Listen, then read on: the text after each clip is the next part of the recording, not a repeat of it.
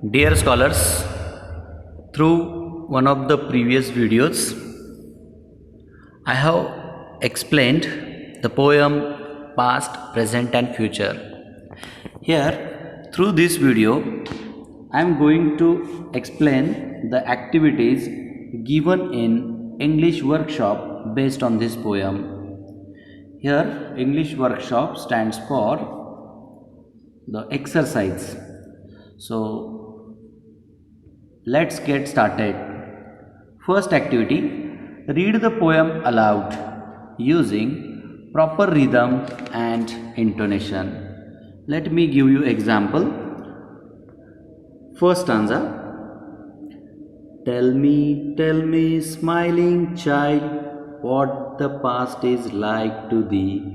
An autumn evening soft and mild, with a wind that sighs mournfully. In this way, or using another tone, you can read this poem aloud with proper rhythm and intonation. So, this is oral activity. Next, second activity. This is important one.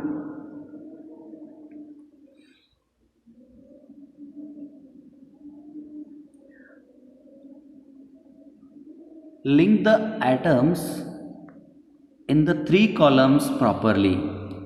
Here, column A stands for the time, that is the past, the present hour and future. Column B stands for the lines from the poem. That is what? The time from column A is compared to something in the poem, right?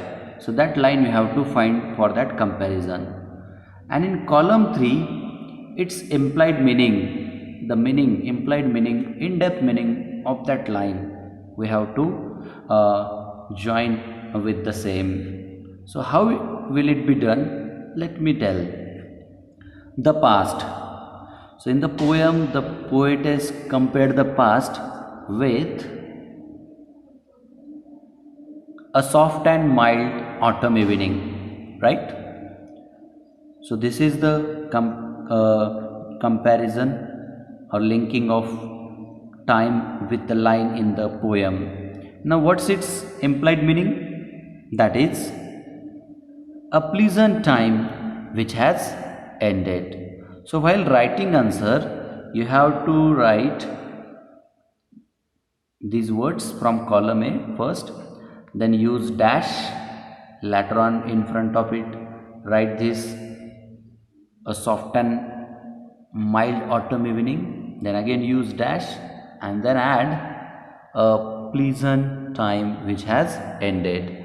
Or you can simply make a table and where you have to write the answer directly. Next, the present hour. It is compared with a green and flowery spray where a young bird sits, right? This is the line from poem. What is its meaning, implied meaning? That is a time full of life in which you gather strength, isn't it? Now what is about future? The future, what is remaining? A sea beneath a cloudless sun. So future is compared with a sea beneath cloudless sun. Its meaning, implied meaning, it is here an exciting, thrilling time which has no end. Let's go further. Third activity, find the meaning of the following words. First word, thee. It is Old English word. It means you. Next, mournfully. It means sadly. Spray. It means a small branch of a tree or plant, specially bearing flowers. Next, mighty. It means very powerful. Fourth activity, write the adjectives that are used to describe the following. So simply you know that adjective means words which describe the nouns. So what adjectives are used in the poem to describe the following nouns that you have to write? First one, evening. How is the evening according to poem? So let me tell you that line. An autumn evening soft and mild. So how is the evening? Soft and mild, right? So you have to write the answer, that is evening dash soft and mild. Next, spray. How is the spray? That is green and flowery, right? So you can write green flowery. Third one, sea. How is the sea? It is mighty, glorious, dazzling. Hope you got it. Fifth activity, write one line about each of the following with the help of the poem. First one, wind in the autumn evening. So how the wind in the autumn evening is described in the poem? You have to use that description and just you have to write one line about it. So let me tell you how it would be. How would it be? Wind in the autumn evening sighs mournfully or sadly. Next, young bird on the spray. What does it do? That you can write. The young bird sits on the spray, gathering its power to mount and fly away. The sea. The sea is mighty, glorious, dazzling, which has no end, or you can say which is stretching into infinity. Next and last activity, that is of language study. So what is it? It is the part of grammar, it is the part of figure of speech, it is the part of some activities based on vocabulary, etc. So here we have activity about figure of speech. So let's read what is provided here. I have already prepared one video explaining simile and metaphor together. So I will share with you the same. Let's read just what is given over here. The first figure of speech is simile. What is it? A simile is an imaginative comparison of two different things which have something in common. A simile always includes the words as or like. So it is the comparison, imaginary comparison of two things. And if you think of the example of simile, you will find the words as or like in them. For example, as tall as a tree. Another example, as lovely as a flower. So if you think of sentence example, you can say that, for example, Mahesh looks like his father. So it is the comparison of Mahesh with his father, right?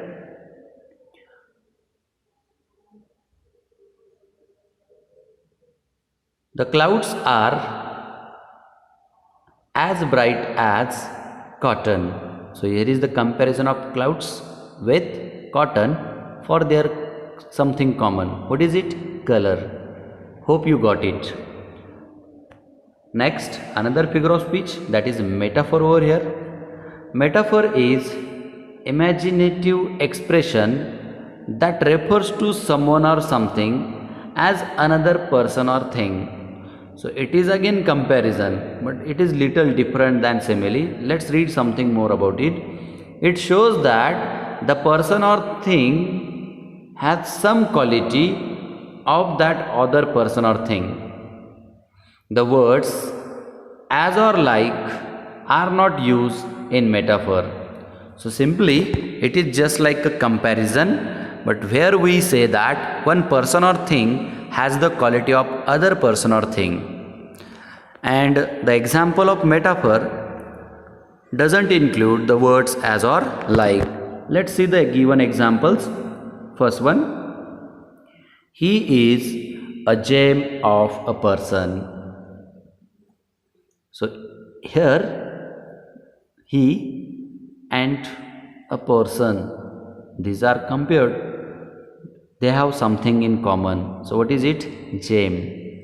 Next, time is money. So time is called as money, means time is nothing but money according to this line. So whatever value they have, that is common, both have value, so this is common thing in them, so they are compared without the words as or like. Next, books are our friends. So books are called as friends over here, right? So simply we can say books are compared with friends. But you can notice that the words as or like are not used in this example. Next, the clouds are white sheep. So here clouds and white sheep are compared with each other. So simply simile and metaphor are used to compare one thing to other or one person to other. In the example of simile, the words as or like are used, and in the example of metaphor, these words are not used. So this is information only. Now what actually you have to write or do as an activity, that is, there are 3 metaphors in the poem. Can you find them? So this poem is metaphorical.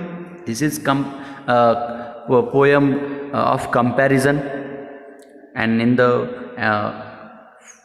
poem only the 3 times are compared with something that is given, right? Past, present and future are compared with something. So the lines which are showing that comparison, they are the answer together for this activity, for this question. So there are 3 metaphors in the poem. So let us see which are those. Past.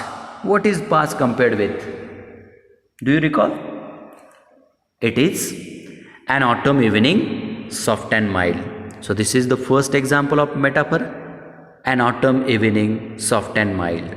Next, present. Present is compared with a green and flowery spray, right? So a green and flowery spray is the example of metaphor, second example of metaphor from this poem. Third one, future. It is compared with the sea, right? So the third metaphorical line is a sea beneath a cloudless sun, right? So this is all about all the activities given in English workshop based on this poem. I hope you will find the explanation helpful in doing these activities.